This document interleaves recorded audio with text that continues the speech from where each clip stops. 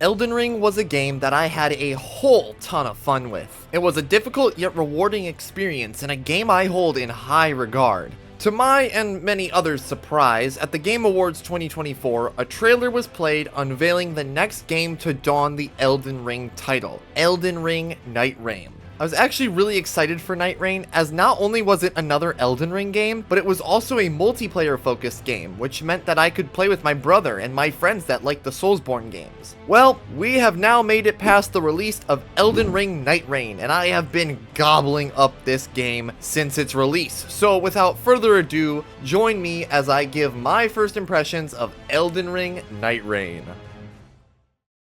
Just real quick though, if you are interested to see my full thoughts on the original Elden Ring game, I do have a video up on my channel talking about it, so go check that out once you've finished with this one. Okay, so I'm gonna go a little bit out of order for my video styles here. Usually I like to start with the story, but I want to get to the real meat and potatoes of Nightreign here first, which is obviously the gameplay. Now, Elden Ring Nightreign is a roguelike game, which is definitely different than base Elden Ring, but it also keeps a lot of the same elements as base Elden Ring here. So it is a multiplayer focused game, and the game is intended for 3 players, but there is also a solo option, which I think was really cool of FromSoft to try and do. Not a lot of multiplayer games. I'm going to use Helldivers 2 here as kind of like a primary example. Helldivers 2, I wish you could play offline single player. I feel like there's a lot of value that comes in having an offline single player mode, so I really appreciate that the developers went with a solo offline option, which is really cool. But getting into the gameplay here, you drop on the map. It's a condensed map, so it's not open world like a base Elden Ring, but it's kind of like Fortnite, where you actually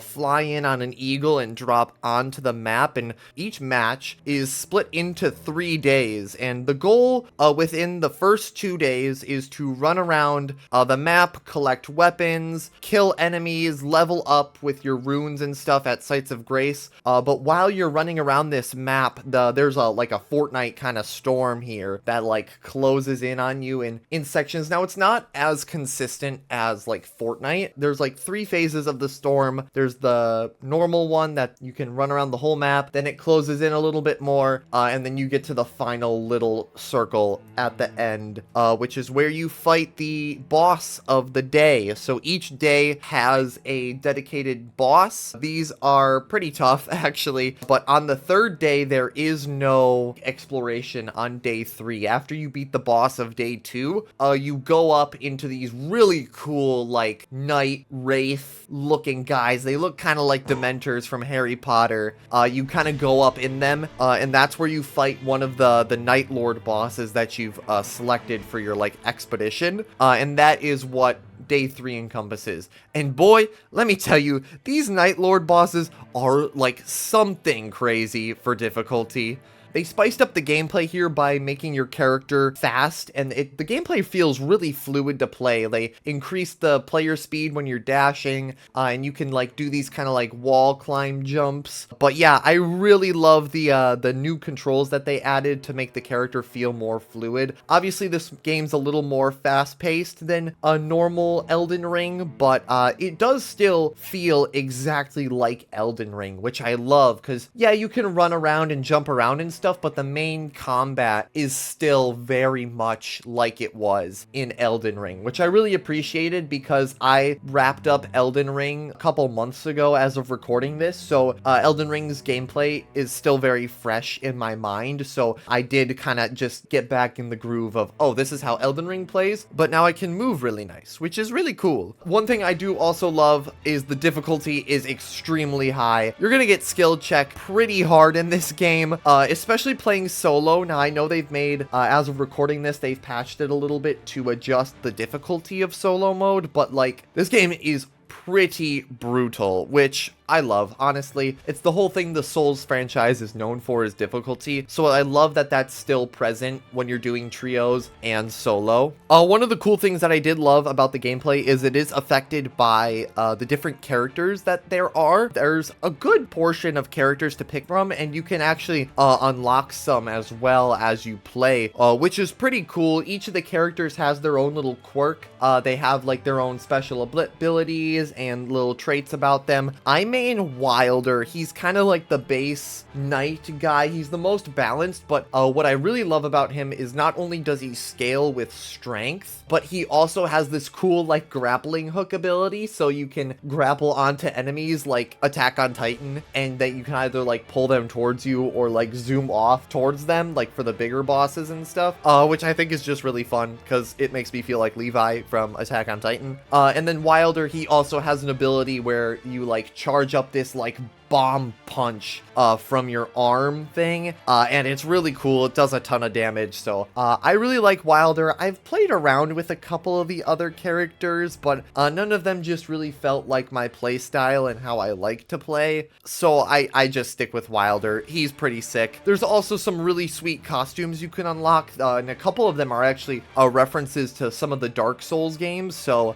here's hoping that updates will add more costumes, because I think that would be really cool. Outside of the like the island you get dropped onto, I only have experience with the first island. So outside of that island, you can also run around the Round Table Hold, which acts as like a central hub kind of area, which I love that they've kind of done it up for Nightreign. It's a lot more destroyed, crumbled, a little more abandoned, I want to say, than it was in base Elden Ring. In base Elden Ring, you really felt enclosed, like you didn't know where you were, but in Nightreign here, you can actually freely explore kind of like the outer areas of the Round Table Hold, which is really cool. You can go to a lot of places that you couldn't in Elden Ring, which is pretty neat. I love that they kind of fleshed this area out and stuff. In the Round Table Hold, along with like equipping costumes and shopping and stuff, you can grab these relics that you earn from your expeditions and can be bought, and they have various buffs and enhancements that you can just slap on your character before you go out on the match. These are like normal buffs that will affect your character throughout the game. And they also have like color coding too. So like for Wilder, he can only have 2 red ones equipped and then 1 blue one, at least from what I've played. I don't know if that unlocks or gets better as you go on. I'll just have to find out. But yeah, it's pretty cool. I like the whole relics thing. They actually act a lot like materia from Final Fantasy VII. So it's pretty neat. I like it. There are some stuff about Nightreign here in the gameplay department area that I actually actively dislike, and I'm kind of appalled that they went this way. That is mainly due to the lack of crossplay. Even though you're playing with 3 people, the game is still really difficult. That's due to the gameplay design and the combat flow and the boss design, but that's also due to the fact that I have to deal with random teammates, which really sucks because I was really looking forward to playing, like I said in the intro, with my brother and my other friends who play the Souls games. And so my brother and one of my friends are on PC and they play together. They played like 12 hours straight one day. And then I have another friend who he's on Xbox, and I got the PlayStation version, which makes it completely like I can't play with them. It's really annoying. Here's hoping that they add crossplay in the future, like Baldur's Gate 3. It's absolutely criminal that this game did not ship with crossplay. But the game also lacks an in-game chat and an in-game voice chat. Now, these I'm not so much as like opposed to. I think in-game voice chat would have been vital to communicating with my teammates on my team, especially if I'm getting randoms. Like, the map pointer system is fine, but I would like to be able to vocally communicate with my team members. Like, in-game voice chat, I really wish was here, and hopefully they add it in an update as well. Other than those, like, really vital things for a multiplayer game, I do really vibe with the gameplay loop of Elden Ring Nightreign. I think is really fluid, really fun, really addicting, and it keeps the core of Elden Ring together, which I really appreciate that they didn't go back on changing it or make too many serious adjustments to it that it becomes unfamiliar. So on to some of the, little smaller things I have less to say about in this first impressions review, because obviously I haven't experienced the whole game yet, but I want to talk a little bit about the plot and the way that the game sets itself up. So this is a non-canon kind of alternate version to where after the shattering happens, so everything happens up to the shattering. So after the shattering, there is a force called the Night's Tide, which is an encroaching tide of violet flames and rains that threaten the land of the Limb Vale, which is where this game takes place. And so it's up to your player characters, the Nightfarers, to stop this Night's Tide and to end the Night Lord, who's the big bad. He's kind of hiding out and pushing this Night Tide. So I think it's a really neat concept. I think it's cool to explore kind of branching timelines from the shattering. I think a lot of things could happen after that. Like, obviously we have the canon Elden Ring timeline, but there's the Nightreign timeline, and what if there's one where the world gets turned into a turn-based RPG, and there's materia. I don't know, just something goofy like that. I think there's a lot of alternate ways you can tell Elden Ring after the shattering, and I think that that's probably their key strategy to keeping the Elden Ring brand alive. Obviously, that's what you got to do for modern games, and I think that is cool because I do really love the world of Elden Ring, so I think that it's great that they've opened up this kind of world of possibilities to, they're alternate timelines. It's not gonna affect base Elden Ring, so. And then they also kind of lore dump that I've gotten from my, 7 hours of playing is that each of the playable Nightfarer characters, as you play, you unlock journal entries for each character, so they all kind of have their own little established lore, which I think is pretty neat. And you have to play as them, I believe, to open up and get their books and stuff and journals, so I think that does encourage people to try out different characters, try out different builds. I think it's pretty cool to give each of the Nightfarer characters their own backstory, especially because you're playing with pre-established characters. I say pre-established, like pre-established for this game, instead of creating your own custom character like you do in Elden Ring. So yeah, that's pretty cool. That's pretty much all the lore dump that I've gotten from the early 7 hours of Nightreign. I'm sure it'll go on. There will be more as I progress, as I open up some of the other missions and campaigns and stuff that throughout this game, but fingers crossed I can get a good team so I can beat the stupid dog Night Lord boss, because man, I really want to experience more what this game has in terms of story.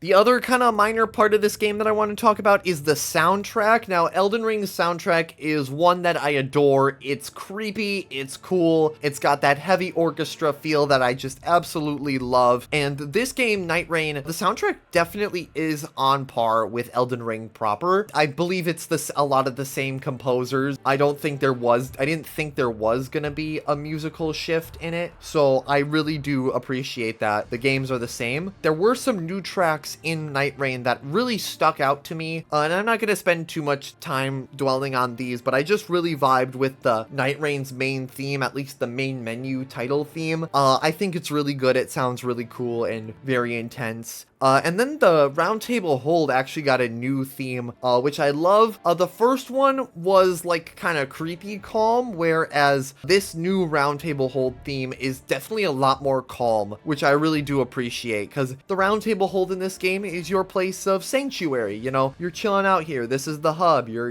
equipping your relics, and you're, training and waiting for people to play. So it's got to have that kind of homey, calm feel. So, yeah, I think that's really cool. And then while I was playing the game, I did come across a couple bosses like the Tree Sentinel that was in base Elden Ring, and they did reuse some of the tracks from Elden Ring. At least from what I've heard, they've reused a couple, which honestly does not bother me whatsoever. It just makes it feel like it's in the Elden Ring universe. Like, imagine if you saw a Tree Sentinel in the base Elden Ring and you know what that song sounds like, and then you see him in Nightreign and he's got a completely different soundtrack. You're like, whoa, that's kind of a little weird. But so I like how they kept the source of it being, familiar here. And then this song is not in the game, but I do want to talk about it because it really hyped me up. They put out a trailer before the game came out with the song Bring Me to Life by Evanescence, and that trailer slaps. I've been saying for a while now that someone needs to make a video game trailer with Bring Me to Life, because that would make a phenomenal video game trailer theme, and I can't obviously obviously play the trailer audio for you because it's a copyrighted song, but I urge you to go listen to it, go watch the trailer. It'll hype you up for Nightreign. I love the song. It's on my playlist. It's one of my favorites. It's a banger, so to hear it in a trailer, especially after I said that I'd love to see that song in a game trailer, really got me hyped up for Nightreign, and I wanted to play it really bad after watching it, so good job, marketing team. You did your job. You made me want to buy your thing.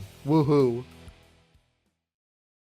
Overall, I've been having an enjoyable time playing Elden Ring Nightreign. It's something that I can pop in, play a couple rounds, and then move on to a different game. I am really bummed out though about the lack of basic multiplayer game features, as I would be having a whole lot more fun of a time if I could squad up and enjoy this game with my friends and my brother. I am also curious though to see what their content rollout schedule is and what we can look forward to in the future. And of course, like base Elden Ring, I will be going for that sweet, delicious platinum trophy, even though I have a really good feeling that this one's gonna take me a good long while. So with all that said, those were my Elden Ring Nightreign first impressions.